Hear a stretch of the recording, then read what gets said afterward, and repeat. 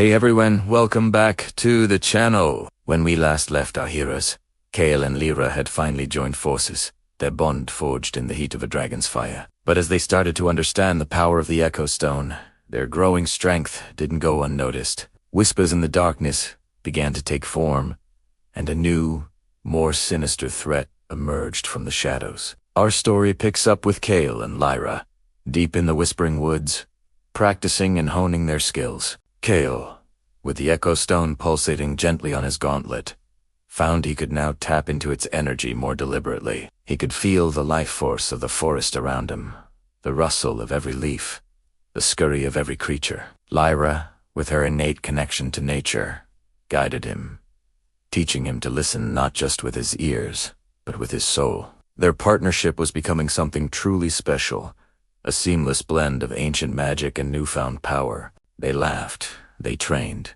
they shared stories under the starlit sky. For a brief moment, it felt like they could handle anything the world threw at them. But the world has a way of testing even the strongest bonds. Their peaceful training was about to be shattered. The Shadow Syndicate, a clandestine organization known only through hushed, fearful rumors, had been watching. They coveted power above all else, and the unique energy signature emanating from the Echo Stone was like a beacon calling to them. They saw Kael not as a protector, but as an obstacle, a temporary guardian of a prize they believed was rightfully theirs. And so, they dispatched their most elite unit, a team of masked assassins, swift and silent as the grave. The attack came without warning. One moment, Kael and Lyra were sharing a quiet joke. The next, the air was filled with the hiss of steel. Shadows detached themselves from the trees, coalescing into humanoid figures cloaked in black, their faces hidden behind expressionless silver masks. They moved with a chilling, synchronized grace, each step and slash a part of a deadly dance. Kael reacted instantly, raising the gauntlet. A shimmering barrier of energy deflected the first volley of throwing knives, which clattered uselessly to the forest floor. Lyra knocked an arrow in a heartbeat, her shot streaking through the twilight to pin one assassin's cloak to a tree. But these were no ordinary thugs. They were the Shadow Syndicate. They adapted instantly. Two assassins engaged Kael directly, their blades a blur, forcing him onto the defensive. Another pair, armed with hooked chains, tried to flank Lyra, separating her from Kael.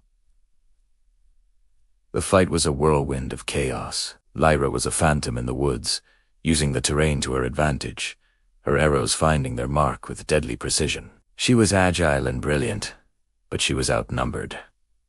Kael, meanwhile, was a bulwark of strength. He parried, dodged, and countered, the Echo Stone flaring with each blocked blow. He fought with a ferocity he didn't know he possessed, driven by the instinct to protect Lyra. Yet, the assassins were relentless. Their teamwork was flawless, their attacks perfectly coordinated. For every assassin they managed to incapacitate, another seemed to take their place. A well-aimed strike from one assassin finally broke through Kael's defense, his blade scoring a deep gash across Kael's arm. Ep3, stumbling back. Lyra saw him falter and her focus wavered for a split second. Second was all the Syndicate needed. A chain snaked out, wrapping around her ankle and yanking her off her feet. Another assassin stood over her, blade raised for the final blow. Time seemed to slow down. Seeing Lyra in mortal danger triggered something deep within Kael. A raw, primal scream tore from his throat, and the Echo Stone didn't just pulse, it erupted. A blinding wave of turquoise light exploded outwards, sending the assassins reeling back. The pain in Kael's arm vanished, replaced by a surge of pure, untamed energy. The very air around him crackled with power. He felt faster, stronger.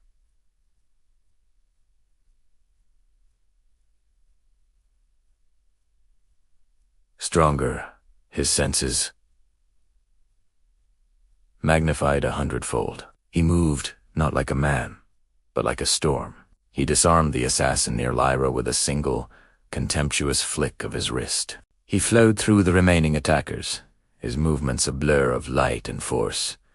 It was no longer a fight. It was a reckoning. One by one, the assassins fell, overwhelmed by the sheer, raw Power kill now commanded! Finally, Only their leader remained, cornered, his mask cracked. Kael stood before him, the light from the stone casting long, dancing shadows. "Who sent you?" Kael demanded, his voice resonating with an otherworldly echo. "Why are you after the stone?" The defeated assassin let out a dry, rasping laugh. "You think this is about the stone? Oh, you poor, naive boy." He struggled to his feet, spitting blood. "We were just a test to see if you were worthy."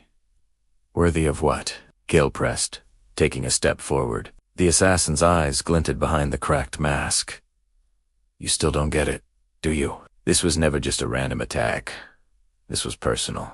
He wanted to see what his old friend was capable of." Kael froze. "Old friend?" A cold dread began to creep up his spine, far colder than the forest night. "Yes," the assassin hissed, a cruel smile in his voice. "He sends his regards. He's very much looking forward to your reunion. He said you'd know his name." He paused for dramatic effect, savoring the moment. Takeru. The name hit Kael like a physical blow. Takeru. His best friend, the friend he had mourned, the friend he believed had sacrificed himself for him, alive. "It couldn't be. You're lying."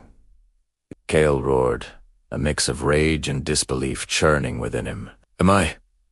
the assassin taunted, before biting down on something hidden in his mouth. A spasm racked his body, and he collapsed, a faint wisp of smoke escaping his lips. The Shadow Syndicate never allowed themselves to be taken alive. Silence descended upon the clearing, broken only by Kael's ragged breathing. The power from the stone receded, leaving him feeling hollowed out, drained. His world, which had just started to find a new center, had been completely and utterly turned upside down.